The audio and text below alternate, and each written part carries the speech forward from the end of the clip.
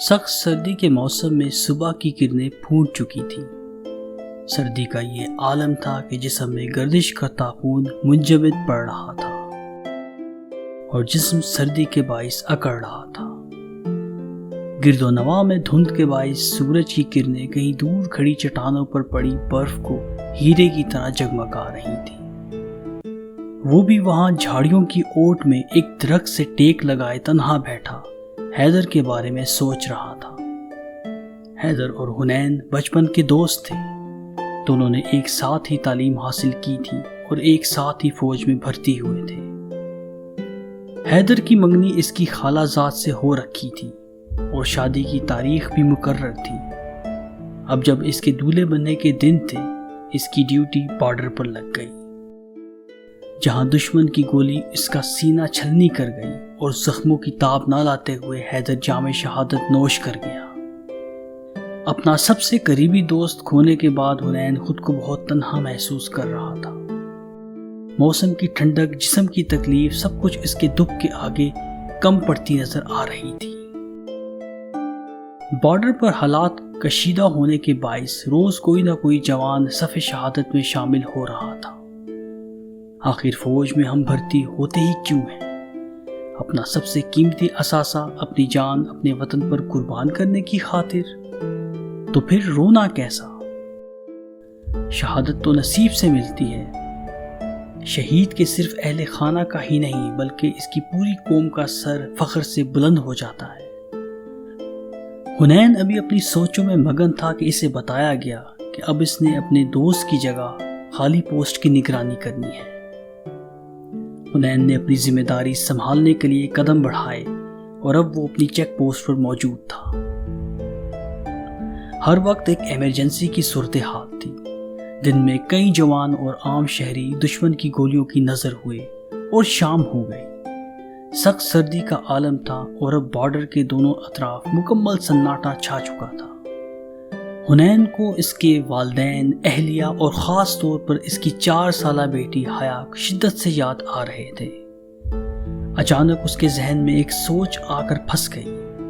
زندگی سب سے بے اعتبار چیز ہے، کیا پتا وہ بھی حیدر کی طرح خالق حقیقی سے جا ملے۔ باقی سب تو شاید سنبھل جائیں گے، لیکن حیا ایک معصوم بچی ہے۔ کیا وہ اپنے والد کے سایہ شفقت سے محروم ہونے کے ساتھ ساتھ یہ بھی نہ جان سکے گی کہ اس کا والد کیسی شخصیت کا حامل تھا؟ اس سوچ نے اسے اپنے بیٹی کے نام ایک خط لکھنے پر مجبور کر دیا۔ اس نے کاغذ قلم اٹھایا اور مدھم روشنی میں لکھنے بیٹھ گیا۔ میری پیاری بیٹی، اس دنیا میں اگر مجھے سب سے عزیز کوئی ہے تو وہ تم ہو۔ اس ایک بات سے تمہیں اپنی اہمیت کا اندازہ ہو جانا چاہیے۔ تم بہت معصوم ہو۔ میری دعا ہے کہ تم زندگی میں ہر کامیابی حاصل کرو اور تمہاری ہر کامیابی تمہارے لیے باعث سکون ہو۔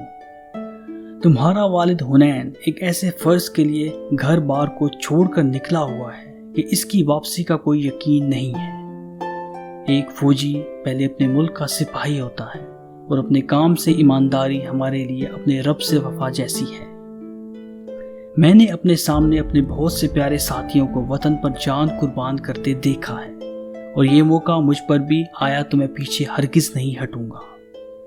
میں اس دنیا میں رہوں یا نہ رہوں، تم یہ ہمیشہ یاد رکھنا کہ تم میری بہادر بیٹی ہو اور تم میرا ناز ہو۔ میں کہیں بھی رہوں، میری دعائیں ہمیشہ تمہارے ساتھ رہیں گی۔ حنین ابھی اپنا خط مکمل نہیں لکھ پایا تھا کہ اچانک بارڈر پر فائرنگ کا سلسلہ دوبارہ شروع ہو گیا۔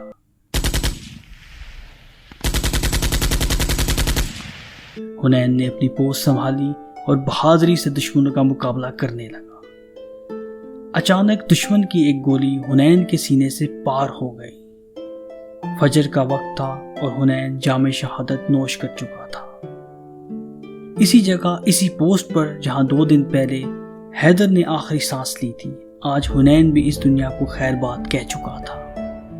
یہ زندگی کی کہانی تھی اس بہادر فوجی بیٹے کی جس نے وطن کی خاطر اپنی جان کا نذرانہ پیش کر دیا۔ ایسے کئی حنین راتوں کو جاگتے ہیں تاکہ ہم آرام سے سو سکیں۔ وہ اپنے سینے پیش کرتے ہیں تاکہ قوم کی بیٹیاں عزت سے رہ سکیں۔